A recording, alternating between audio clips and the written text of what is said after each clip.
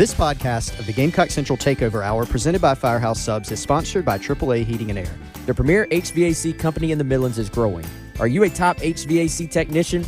AAA Heating and Air is looking for dedicated applicants to fill their fast-growing service department with top-notch HVAC technicians. If you're the best, then they want you. If you're ready to stop working and start a career, you can earn up to $100,000 plus a year at AAA Heating and Air. Quality candidates will have at least 2 years experience and a good driving record. Benefits include top industry salaries, commission on service and unit sales, set call limits, company-provided take-home vehicle and gas card, company-provided cell phone and tablet, health, dental, and vision benefits, 401k retirement plan with company match, and scaled PTO based on length of service. Contact Roy and Dana Finley at 803-677-1500 or check out their job postings on Facebook or ZipRecruiter. AAA Air when you need us. AAA Heating and Air. It's the Gamecock Central Takeover Hour, presented by Firehouse Subs, founded by firemen with Chris Clark. The 2007 South Carolina class was, at that time, 6th in the country and 4th in the SEC, which is amazing. Wes Mitchell. You know, I think if you're South Carolina, you're aiming to at least be at 50%.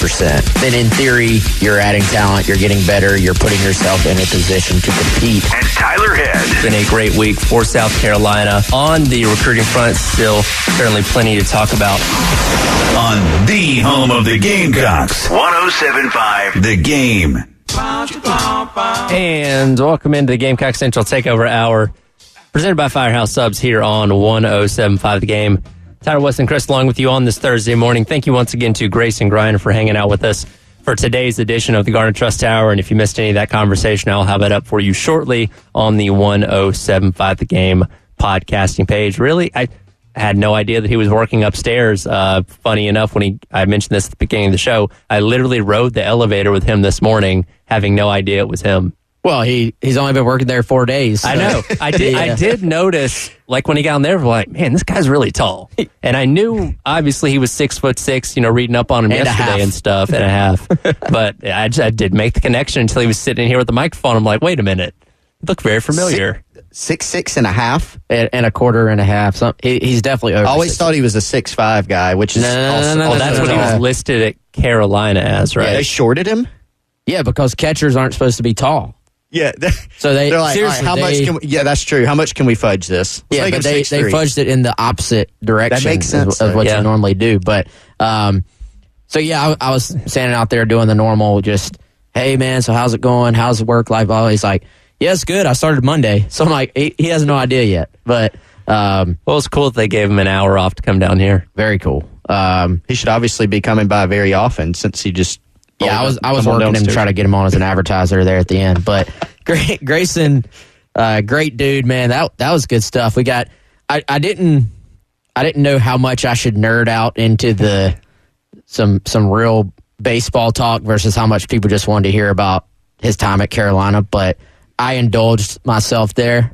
The stuff about the new rules and what it means for a catcher and pitch framing, and we were actually talking off air too about the robo-ump stuff, a little bit more detailed, and he was able to experience that at the minor league level, right? Which he said is very interesting. There are two different ways that they do it. Are they doing that in AAA now? Is that where the robo-ump is? I don't know if it's there now. I know he experienced it. I think some places may use it. I don't think it's widespread. Yeah, and so he said there's two different ways you do it. One was just 100% robo-ump. Yeah. The other one was challenge system. Okay. So he said it's actually very quick. If there's a ball or strike, each side gets 3 challenges. Mm-hmm. You just tap the top of your head. They pull it up instantly. Ball or strike, boom. Keep it moving. He said that was actually way better than. I don't want to put words in his mouth, but it sounded like that was way better. So you're still having the umpire on the field calling it, but you can challenge it, essentially, is what you're saying? Yes. 4 balls and strikes? Yeah. Okay. But even with the robo-ump 100%, there is an umpire. He's just got an earpiece. I see. Okay. I mean, I don't hate the sound of that. The problem with that is that it's still a strike. If you set up inside and you reach all the way across to the outside corner, okay, and it catches the quote-unquote zone, that's a strike. That's never been a strike for 100+ years of baseball. Yeah, so it's not perfect. So So to me, I kind of like the challenge because eventually I think they will go to Probably. Robo.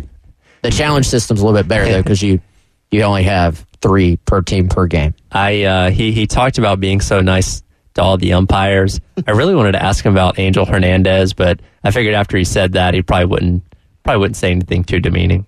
We'll ask him next time. Yeah, he's on. We'll just warm him up a little bit and then throw that in there. But no, that was good. Great stuff. I had forgotten. I guess I knew this. I'd forgotten he committed to South Carolina as a freshman in high school.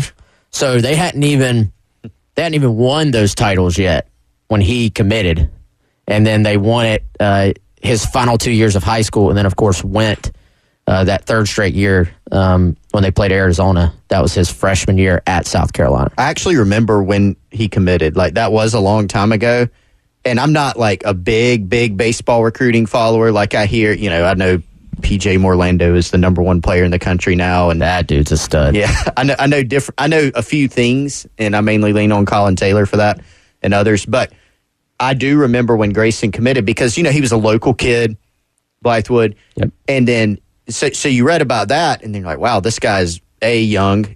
Now baseball players do commit very young. Hearing his freshman year of high school, but that is not like a shock. Like, that happens, like freshman, sophomore year, the recruiting is very early.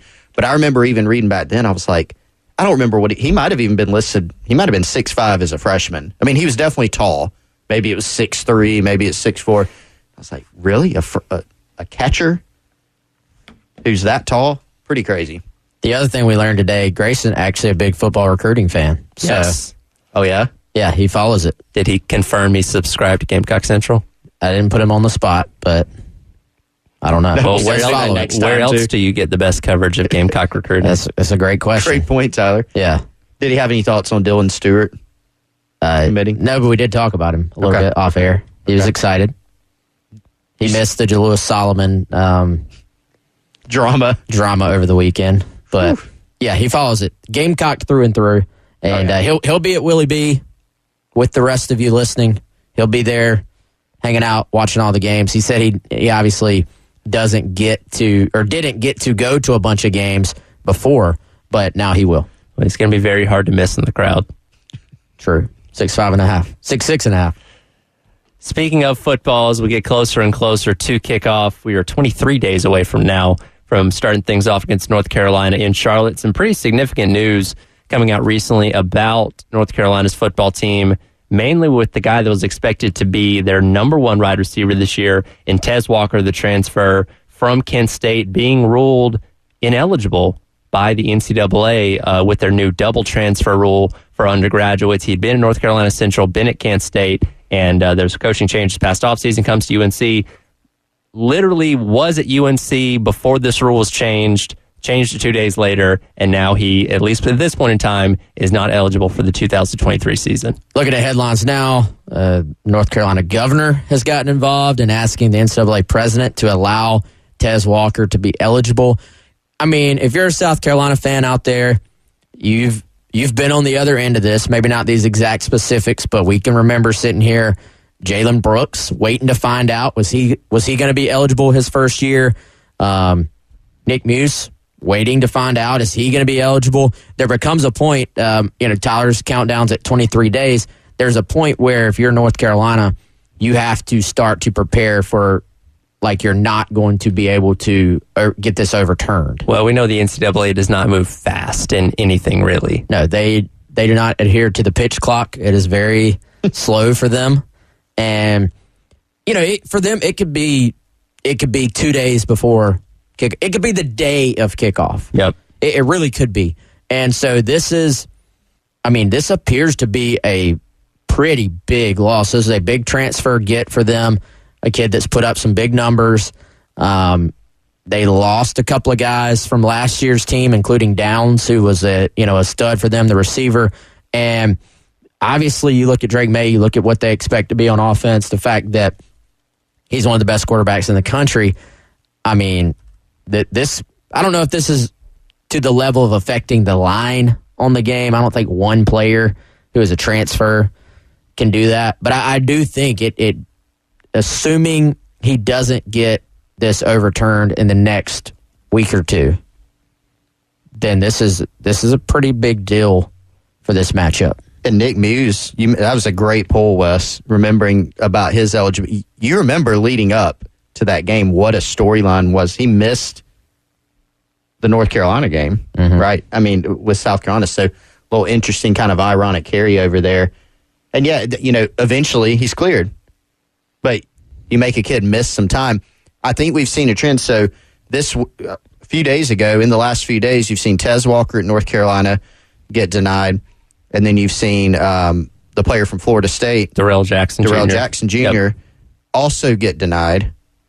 And you're kind of going, what's the deal here? Because like Wes said, we have seen this before. It is not, it's not atypical for the NCAA to deny these waivers, but the timing of it. Yes. I think, so you got two things at play. I think you've got the timing, and then you have kind of the era that we're in. So for the timing part, you're telling a kid 3 weeks before they're going to play a game, you can't play. Yeah, because he's been on UNC's campus since January. Yes, you've had time to figure out, no, we don't think you're going to be able to play. Fair warning. Yeah. Just so you know, you're probably not playing this year. So you do it now. And then the other part of it is the era that we're in, right? So we are now in a time period where players, whether or not, like it or not, as a college athletics fan, the players now have more power than ever. The power balance has shifted from the NCAA controlling whether or not a coaching staff can give their players cream cheese on their bagel, and that's kind of an inside joke, but that's a literal thing. Yep. To NIL and all sorts of things, and it's gone in the other direction to where now players have a lot more power. And the other part of the timing on this for the NCAA is you're doing this now at a time where you're going to Congress and you're begging for NIL help, right? And you're in this new era where players have more and more power, and you're doing it at a time where you're a few weeks out from the season. And so as far as the PR and the timing of all this for the NCAA, it's rough. And that's why I've seen Governor Cooper now involved. Marco Rubio has written a letter for the Florida State player on his behalf. And we are seeing more and more push. This wouldn't have really caught like legislative attention probably 2 years ago, but now it is. Well, I got to think there's just some political play here. Let me. Oh, absolutely. Make these sports fans happy by being like, this is an outrage. NCAA, Definitely. Absolutely. I sit here, my thought outside looking in, politicians involved with sports, bad. But, if it was a South Carolina player, I know Gamecock fans will be saying, hey, let's get somebody at the political level involved in trying to get this guy eligible. So I get it. Yeah. Probably an easy win for a politician to be like, oh, yeah, we support this guy. Sure. But, hey, back to the point, on the field, this could be a big loss for them. We'll see if it gets sorted out between now and then. But I do think there is a sense here where the NCAA is like, look, hey, we're letting everybody transfer once with no penalty, no oversight, no nothing whatsoever. But if you want to transfer twice, that is kind of as an undergrad if you have not graduated yet. Yeah, we're just saying that's where the line is drawn, and they don't want to work through these cases. Like right. Not to give the NCAA any extra credit whatsoever, but they're saying, look, you can transfer once, but once it gets to the point of transferring twice, we don't want to sort through all this. Well, actually, I have this going on at home that they just want to say there's a hard line stance as opposed to sorting through something. Now, the one thing that North Carolina is hopeful of is the fact that he never actually played at North Carolina Central because they had their 2020 season canceled because of COVID. Was on the roster, ready to play. Season didn't happen, ends up going to Kent State and playing there for a couple of years. So that's kind of what their big push in this is. And again, the NCAA doesn't move fast on anything, but that's kind of what they're hanging their hat on as a possibility for getting him reinstated. So that was his original school, did not play? Not quite. He actually was at East Tennessee State first as a gray shirt, and found out he wasn't going to get to play there, went to North Carolina Central, Then that season gets canceled, goes to Kent State, plays there for 2 years, balled out last year, great numbers, and now he's at North Carolina. See, that's where I think the NCAA is like, all right. Again, that's just the defense that North Carolina is going to use here. So he went there as a gray shirt, but he was on campus at East Tennessee State? As far as I know, yes. And I only learned that because of Mac Brown's press conference the other day talking about this. There's no other record of him being at East Tennessee State. See, that would be something. Gray shirt means you delay enrollment for a year or for a semester. I would be curious to know how long he was at East Tennessee State. So I see both sides, but at the same time, sure, he could have stayed at Kent State. When we know that the NCAA has cracked down on this whole second transfer thing. And a lot of it revolves around coaching changes, because that's what happened at Kent State. New head coach this year. He decides to leave. So that's another part of this, is they don't want guys just the entire team transferring because you have a new coach.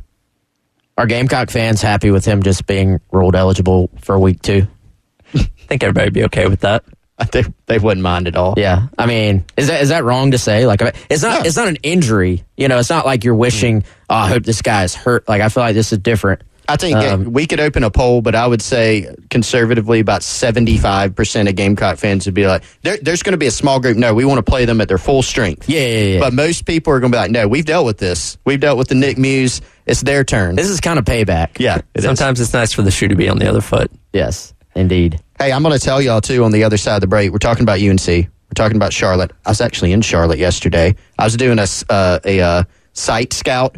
I didn't go to Bank of America Stadium. Get some inside info. I was checking out Charlotte, and I discovered some things that will also not make Gamecock fans happy, I don't think. All right, we will talk about what Chris discovered coming up next. You're listening to the Gamecock Central Takeover Hour presented by Firehouse Subs on 107.5 The Game. It's the Gamecock Central Takeover Hour. 107.5 The Game. Chris wants to tell you about something that's not going to make you happy. I want to tell you about things that will make you happy. That's Firehouse Subs. It is almost lunchtime, 11:17. Go to firehousesubs.com or just do what I do. Download the Firehouse Subs app. You can hit the Rapid Rescue either online or on the app. Save your favorite sub in there. There's a sub of the day for every single day of the week. That means $7.99 medium.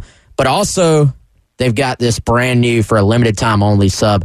That is this pepperoni pizza meatball sub on the garlic bread. And I did confirm when I was getting my Rapid Rescue last week, you can actually sub in the garlic bread on any sandwich right now. Wow. So if you try the pepperoni pizza meatball sub, but then you want to sort of mix it up and get one of your normal favorites, but you want to try it with the garlic bread, you can do that. Just sub it in or out there on the app. You can customize this thing to put whatever it is you like on your sandwich at Firehouse Subs. As always, we appreciate Firehouse Subs. They're our presenting sponsor here. Again, it's almost lunchtime. Hit them up. $6 pepperoni pizza meatball sub when you order right now on the app. Do it now. FirehouseSubs.com. Chris's Charlotte Discoveries coming up next. Gamecock Central Takeover Hour presented by Firehouse Subs. 107. You want to buy a car or a house, travel, retire? But it's getting harder to figure out what's the best way to spend and invest.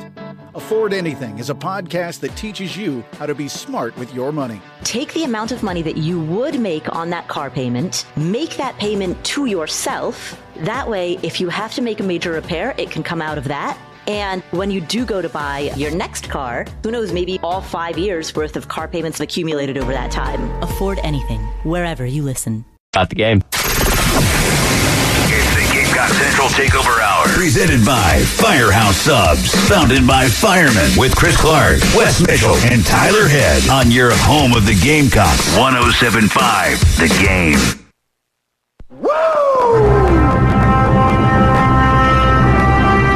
And welcome back into the Gamecock Central Takeover Hour presented by Firehouse Subs. Here on 107.5 The Game, Tyler, Wes, and Chris along with you. We're going to talk about Charlotte. Of course, I had to include some Ric Flair in here. But yeah, great call. Chris, you were up in the Queen City. Mm-hmm. What did you find that Gamecock fans may not like? So we were just hearing in the break there about painting the town garnet. And on the way to Charlotte on 77, this is the part Gamecock fans would like. Really cool billboard that USC did. Said that a sandstorm is coming to Charlotte on September 2nd. Pretty cool billboard. So I was at Carowinds yesterday, and it was outstanding. Great experience there. Nothing but good things to say. But Carowinds is situated in between South Carolina and North Carolina. Yep. And they've actually changed a little bit. You used to be able to kind of, well, you still can. You can kind of stand on the state line when you're there. They've changed up. I hadn't been there we were trying to figure it out, maybe 10 or 15 years. So some things are still the same, some are different. But the part where you stand on the state at the beginning is a little different. But I did notice, and this might have been coincidental or not, when you come in on I think it's the left side, they have counties in the state of South Carolina, and on the right side of the line, there's counties in North Carolina. It's really cool on the bricks. The problem are the colors. Now, as I think about it, okay, I think they were trying to do, on the right, they were trying to do like a North Carolina Tar Heel blue, a stripe. On the left is like a navy blue. My guess is that is for the state flag of South Carolina, which is a similar color. Okay. But if you look at it when you're going up, it looks like UNC's baby blue. Mm-hmm. And then, UNC also has that navy blue color. It's in their logos. It's on the alternate color. Yep. So it looks like kind of North Carolina. So it could be interesting. Maybe I wonder if part of painting the town garnet, maybe Carolina wins. Just go replace that stripe. Go over there and paint over that. Make it garnet. Yeah, I was just sitting there thinking, I don't know if Gamecock fans would love this. I'm sure it represents the whole, it wasn't orange for Clemson. Sure. It wasn't garnet for South Carolina. My guess is they were making it the state flag blue. But they did the North Carolina blue. Yeah. The UNC blue. Right. So maybe just a little tweak that could be made in the future. But Gamecocks and Tar Heels, they can sort that out on the field. Definitely. The fighting for the right to repaint Carowinds. That's right. What more could you ask for? What more motivation do you need? But Carowinds was awesome. I have nothing bad to say. Now, did they amazing. Have they fixed that one roller coaster that video with the crack? Not in yet. It was closed. We last night when we got back, we rode the Fury virtually on the video, so that was fun. But all the other ones were great. There was a new one called Copperhead Strike. Absolutely outstanding. It's a great time to go. It's not super busy right now because a lot of kids are back in school. So A+ experience at Carowinds. Shout out to those guys. I think you had a better time there than hanging out with us. Of course not. No, almost called in just so I could see what y'all were talking about. No, we're probably on a roller coaster. We weren't going to make you do that. Don't worry. But we are just 23 days away from the Carolinas squaring off up in Bank of America Stadium in Charlotte. Game day is going to be there. It's going to be a great Week 1 atmosphere, and obviously with the news of Tez Walker not being able to play, certainly gives a advantage in that regard, hopefully, to the Gamecocks. And again, we talk about North Carolina, lost their top 2 targets last year, and 1,800 yards between them. Josh Dowds and Antoine Green combined for 18 touchdowns. And then you bring in Tez Walker. They had the other transfer, from Georgia Tech as well, coming in at wide receiver. So I'm assuming he'd probably slide into that number 1 role. But as we were talking about a moment ago, a lot of questions to be answered over these next couple of weeks. And you continue to have Tez Walker practicing with the ones, I'm assuming, because, again, he might get his eligibility reinstated between now and then. Maybe not likely, but you have to always plan just in case. As Wes mentioned, you got to make that decision at some point. When do you pull a guy back a little bit and let some others get that very valuable practice time? J.J. Jones from Myrtle Beach is going to be one of their guys. Kobe Pacer might play some in this game out of Gaffney. Nate McCollum, Tyler, is the Georgia Tech transfer that you mentioned.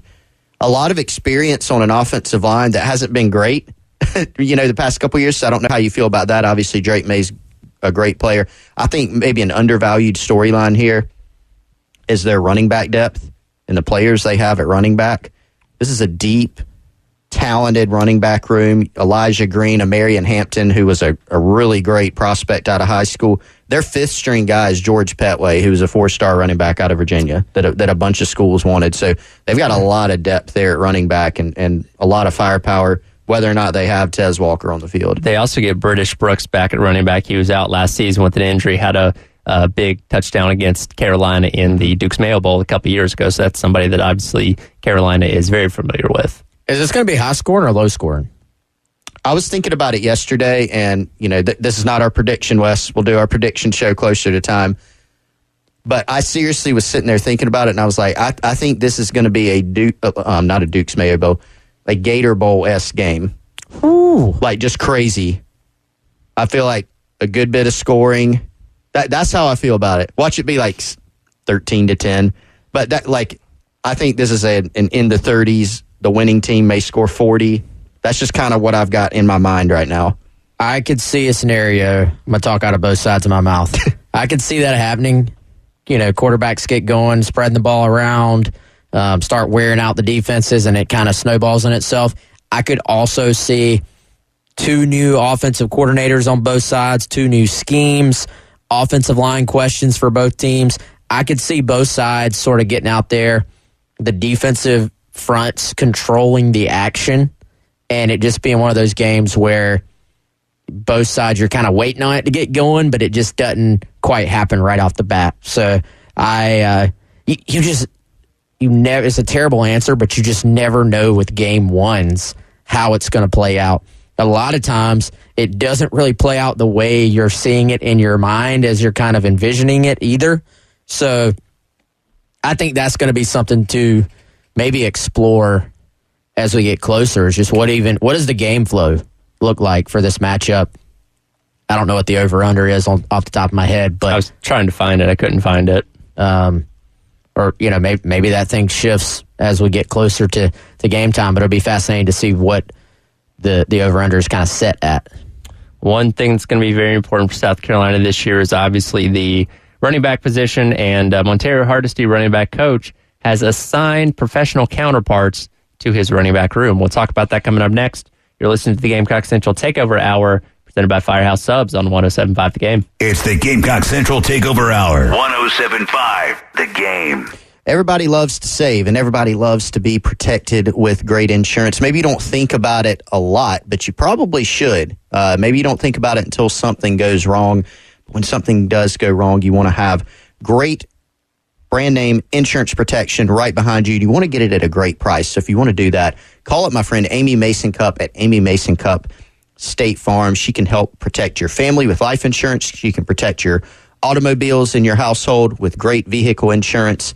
She can also protect your home and everything else that you have with a variety of policies, everything from vehicle insurance, life insurance, umbrella policies, and so much more.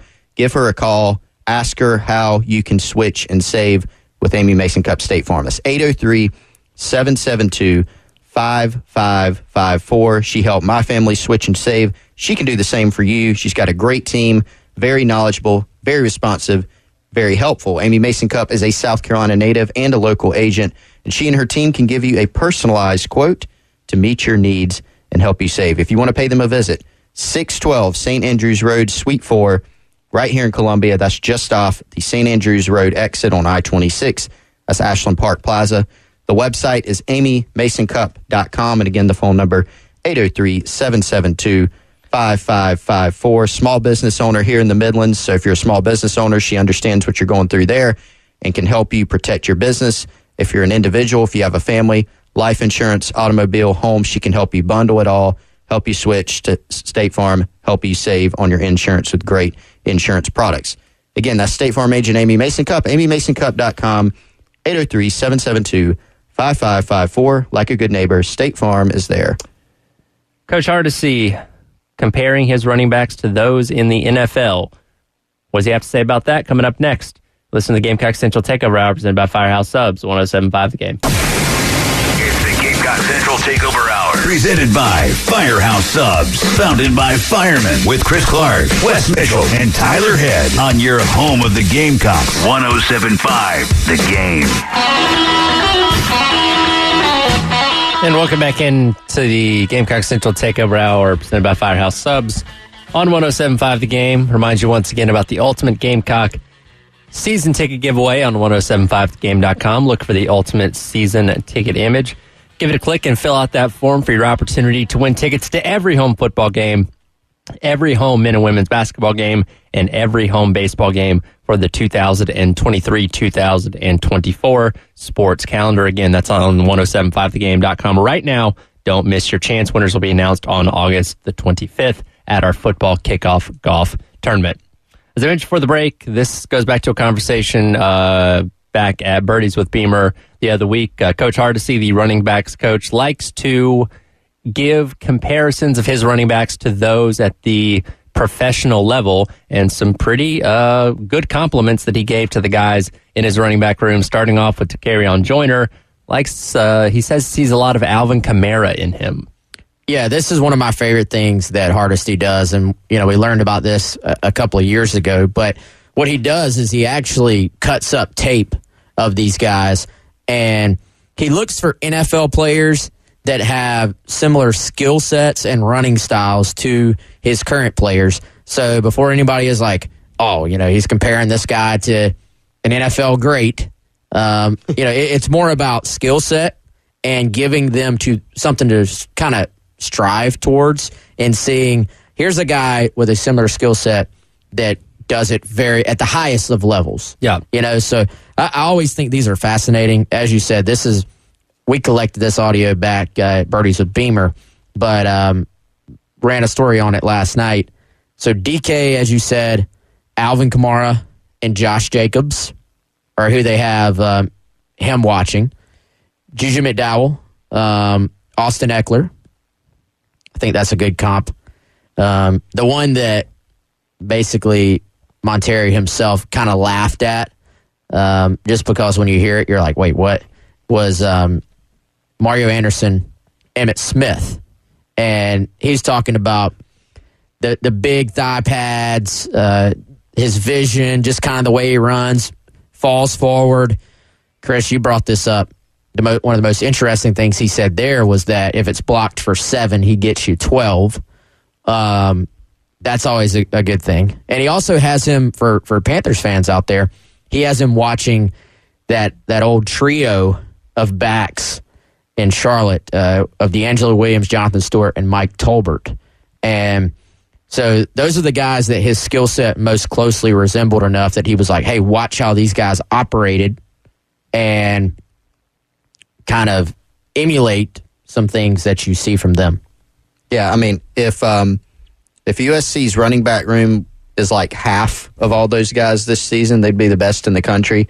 But no, it is, yeah, I'm glad you issued that disclaimer, Wes, because I could see somebody, especially now, boy, people take things that you say on Twitter or anywhere and kind of misconstrue them a little bit and then get very, very, very fired up about them. I did the Shane Beamer there. Very, very, very, really, really, really fired up about him. So, yeah, it's not saying, I think this guy's as good as Emmitt Smith. It's about the same.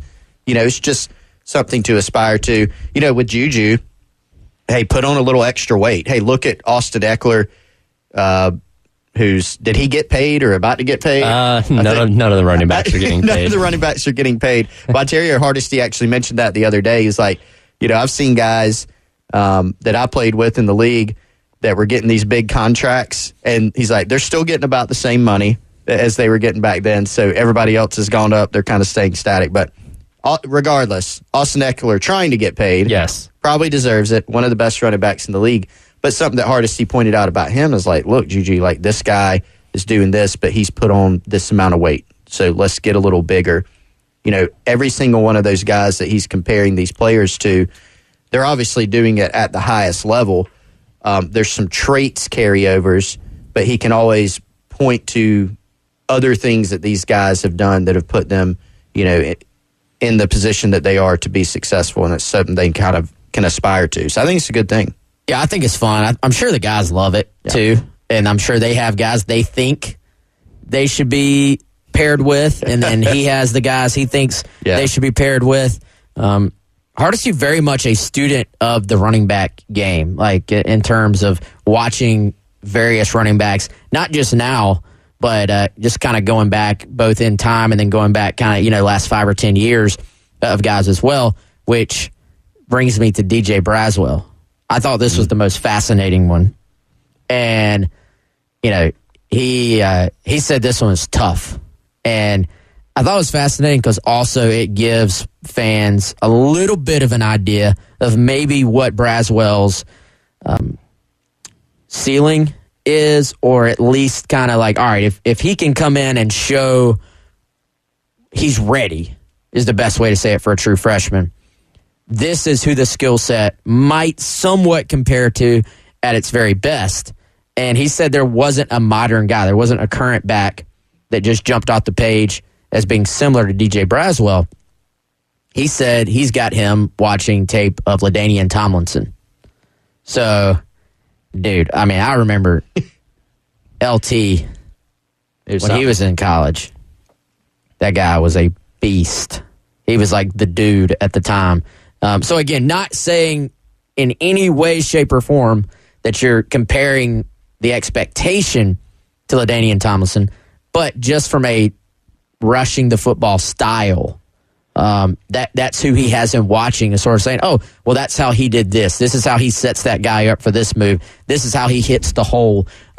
Talked in particular, and y'all got to go read it for all the details, but just he actually did talk about some specifics of how they're similar, and he also said Chuba Hubbard, who is with the Panthers now. Yep. There are some similarities in their skill set there and how they run as well. So I thought that was pretty interesting to hear his different little sort of comparisons for those guys. And what I took away from that too, so obviously all these guys that he's mentioned as comparisons are great players or were great players. But I thought the guys he picked for Braswell were interesting. It actually pointed to me that this kid kind of has a unique skill set. You know, if you can't really peg him on one, I mean, look at Tomlinson, Hubbard, Jonathan Taylor. These are all different types of backs, I think. Those are three, not like way different styles, but they all three are unique. And I think DJ Braswell is kind of a unique prospect and player at running back is kind of what that points to me. Well, and we also have heard really from multiple people, but then Shane Beamer saying it as well publicly, that Braswell is faster than he probably was given credit for being in the recruiting process. Sometimes that happens. Sometimes in a Val, a guy's maybe not quite as quick or as fast as you think. Sometimes a guy gets on campus, you're like, dang, this guy's even faster than we thought. That has been the case with Braswell. So for him, it's just going to be about can he get comfortable, learn the offense, and get himself up to speed on all those things. But a fascinating group there, and will be interesting to watch how the rotation shifts or develops as the season progresses, as they figure out what the depth chart is going to be. Yes.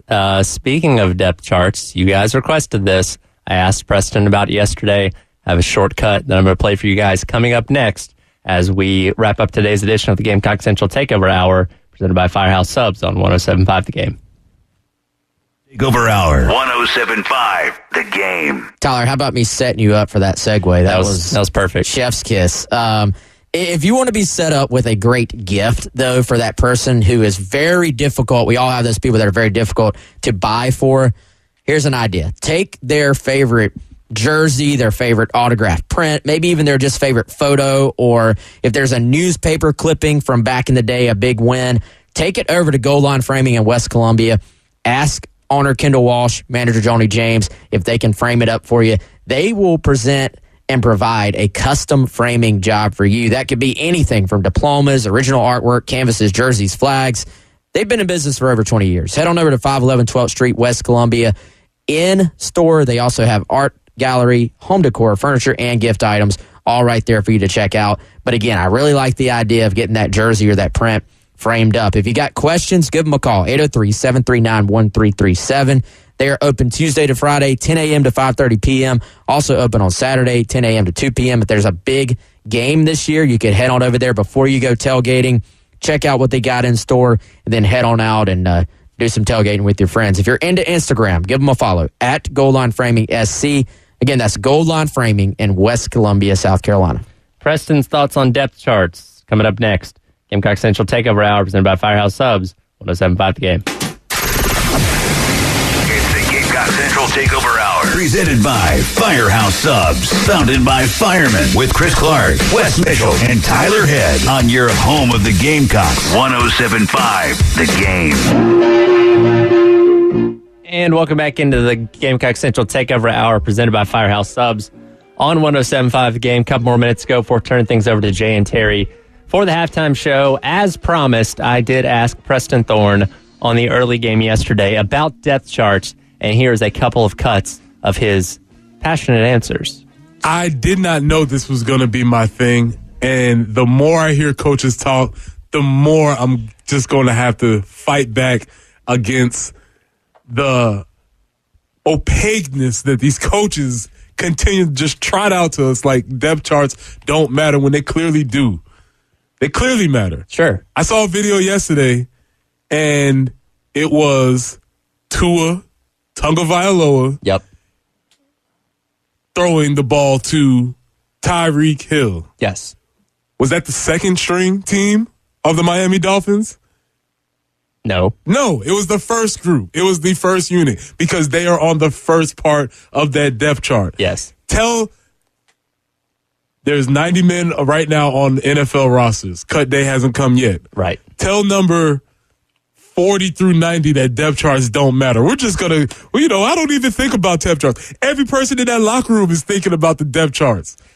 I don't know when it started. I believe it started when,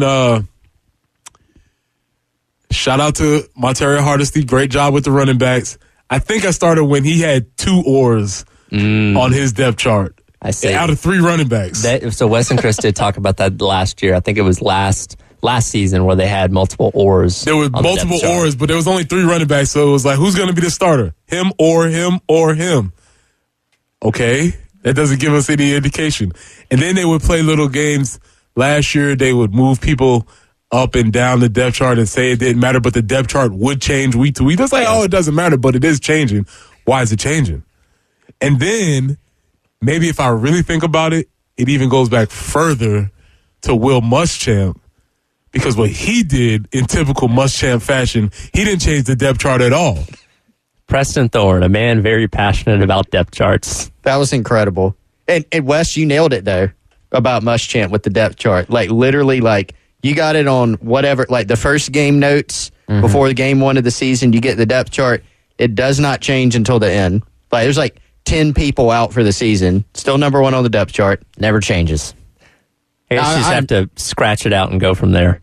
I enjoyed that very much. I thought for sure when you brought that up to Preston that you would raise his blood pressure a little bit. I could see it. I am happy to hear that we succeeded. I sent him a text. He has not responded. But once I saw this on the cut list, I was looking forward to it all show. Yeah, when we talked about the OR thing with Adam Schefter, also there was the cut of Mike McDaniel talking about preseason depth charts and how it doesn't matter to him, and that's what the original part of that answer was. So we had a lot to talk about. I mean, are there some semantics here? Like, all right, Preston's coming at it from a standpoint of former player. Yep. If you're in the locker room, I promise you, if you've played any sport ever, where you are on the depth chart, even for that one day, yeah, you're like, oh, this guy's going out there before me? So I'm not a starter right now. Yeah. It does matter.